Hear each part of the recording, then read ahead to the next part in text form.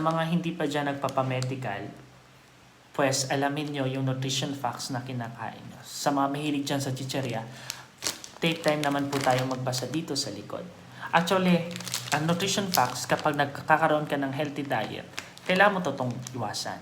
Pero minsan nakikrave tayo at kailangan nating ma-measure yung sodium na pumapasok sa ating katawan, especially kung sumasakit na yung tagiliran mo. Yung cholesterol, yung bad cholesterol, kasi nakakadagdag to. Kaya tignan ng maigi yung nutrition facts kung may sugar content, especially sa mga diabetic.